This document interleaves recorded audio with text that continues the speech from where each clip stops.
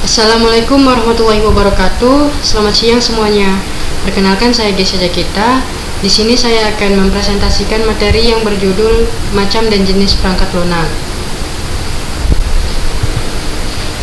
Nah, sebelumnya ada yang tahu nggak perangkat lunak itu apa? Jadi perangkat lunak atau biasa disebut dengan software ini merupakan sekumpulan program yang digunakan untuk menjalankan dan mengatur kerja komputer. Perangkat lunak tidak memiliki bentuk fisik, tetapi dapat digunakan untuk membantu pengguna dalam mengoperasikan komputer. Perangkat lunak dibagi menjadi beberapa jenis. Yang pertama ada sistem operasi, yang kedua ada bahasa pemrograman, dan yang terakhir ada perangkat lunak aplikasi. Yang selanjutnya ada pengertian sistem operasi. Sistem operasi merupakan perangkat lunak yang berfungsi mengatur dan mengelola seluruh perangkat keras dan perangkat lunak pada komputer agar dapat digunakan dengan baik. Sistem operasi menjadi penghubung antara pengguna dengan perangkat komputer. Contohnya yang pertama ada Windows, yang kedua ada Linux, ketiga ada Android, dan yang terakhir ada iOS. Selanjutnya ada fungsi sistem operasi. Yang pertama untuk mengatur perangkat keras. Sistem operasi ini akan mengontrol CPU, keyboard, mouse, dan perangkat lainnya. Yang kedua, menjalankan aplikasi. Sistem operasi ini juga berfungsi menjalankan aplikasi, sehingga program seperti Microsoft Word dan browser dapat digunakan. Yang ketiga, untuk mengelola memori. Selanjutnya, sistem operasi mengelola memori, yaitu mengatur penggunaan RAM agar program dapat berjalan lancar. Dan yang keempat ada mengatur input dan output. Sistem operasi juga mengatur input dan output seperti data dari keyboard dan hasil yang ditampilkan di monitor.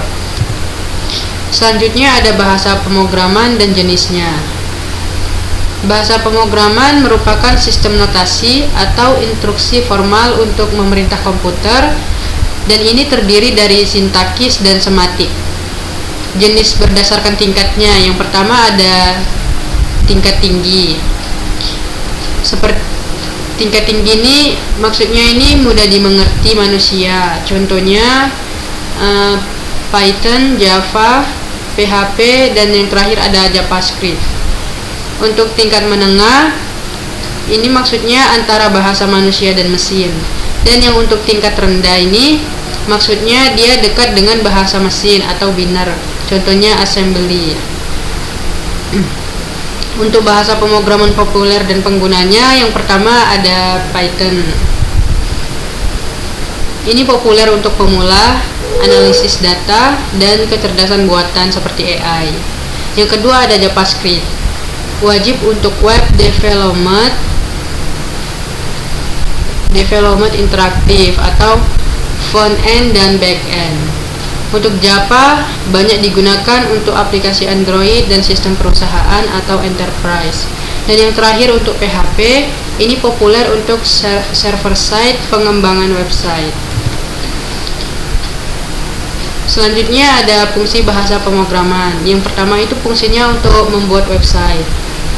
Bahasa pemrograman juga digunakan untuk membuat dan mengembangkan website.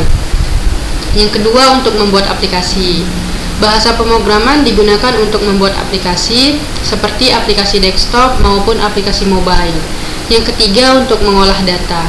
Bahasa pemrograman dapat digunakan untuk mengolah data secara otomatis. Selanjutnya kita masuk ke pengertian perangkat lunak aplikasi.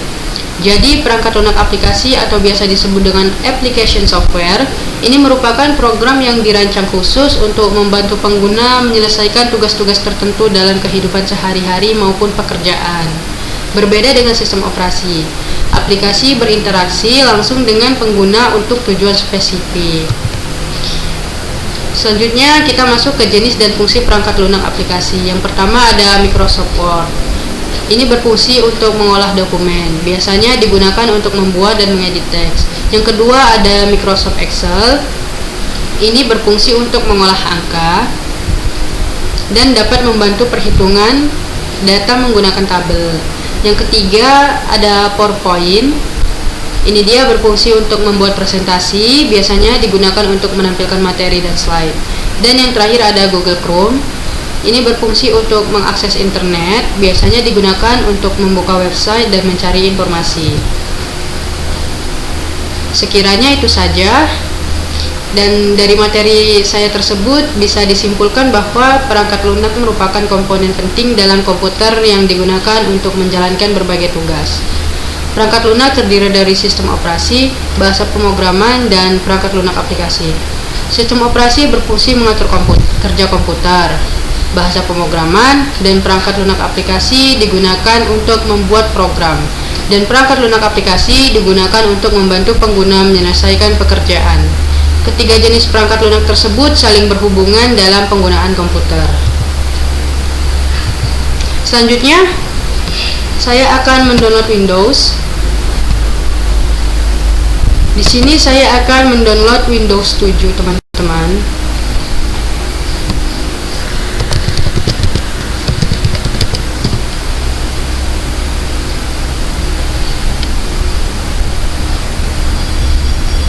Oke. Ini kita langsung download aja ya. Kita tunggu ya. Kita tunggu sampai ada tanda panah di atas sebelah kanan itu. Sabar.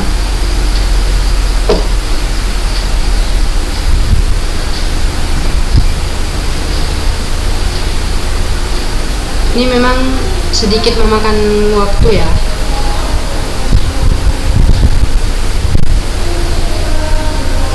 Nah, ini sudah muncul tanda panah di atas, bisa langsung kita download ya teman-teman.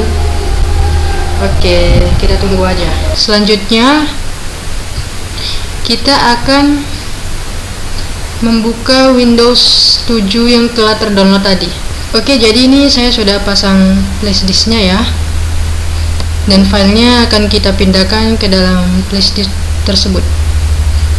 Ini untuk Windows 7 nya kita akan pindahkan, kita copy aja, dan kita akan pindahkan ke flashdisk ini. Oke, Ctrl V. Tunggu.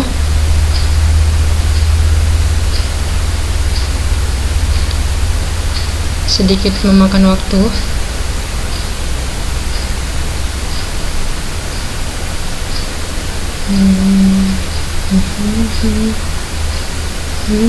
Kita jeda dulu. Di sini bisa kita lihat Windows-nya udah kepindah di flashdisk ya. Oke. Mungkin itu saja yang bisa saya sampaikan. Saya akhiri dengan wabillahi taufiq wal hidayah. Wassalamualaikum warahmatullahi wabarakatuh. Baik, ini saya akan mendownload Python.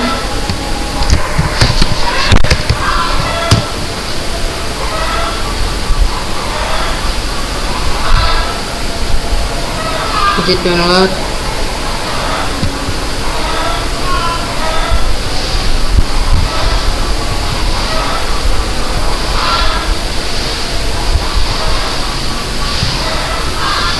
Oke. Ini sedang mendownload ya.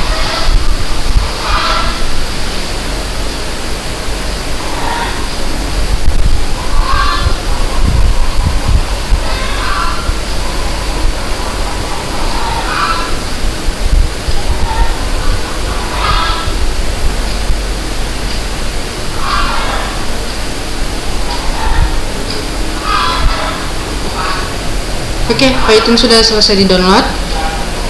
Setelah di-download, bisa kita buka ya, teman-teman.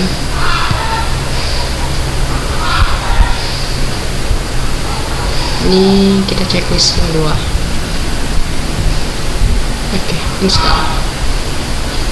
Kita tunggu.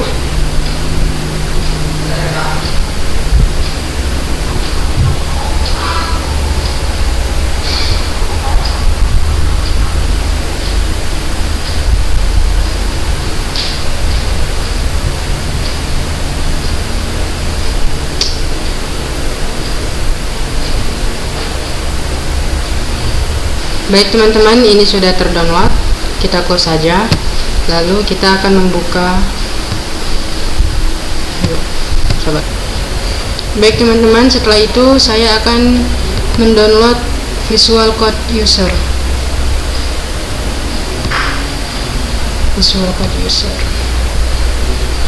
Nah, baik teman-teman, di sini saya akan mencoba mendownload Visual Studio Code. Di sini kita coba download aja. Oke, coba download ya. Nah, ini sudah jalan ya teman-teman.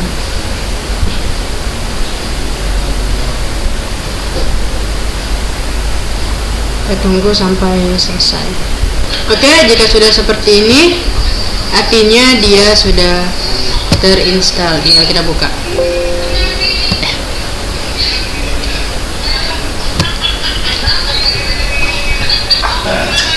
Nih, kita tunggu sampai dia terinstall ya teman-teman. Udah, langsung saja kita install.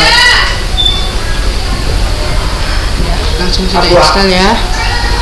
Mungkin ya ini akan membutuhkan waktu lumayan sedikit lama, ini namanya berjalan. Baik teman-teman, untuk aplikasi softwarenya di sini saya akan mencoba mendownload YouTube Music. Kita cari yang gampang-gampang aja.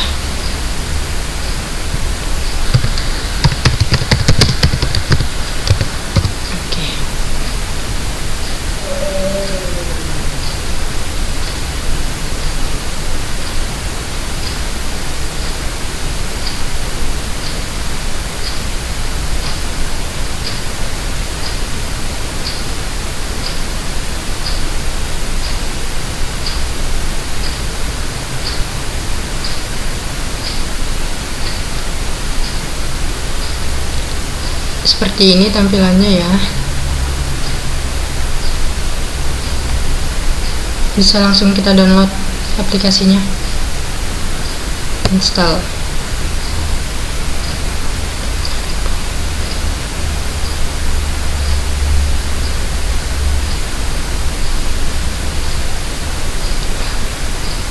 Sepertinya ini sudah terdownload ya. Mungkin sampai situ saja penjelasan dari saya. Apabila ada kesalahan kata dan kekurangan, mohon dimaafkan. Saya sudahi dengan wabillahi taufiq wal hidayah. Wassalamualaikum warahmatullahi wabarakatuh.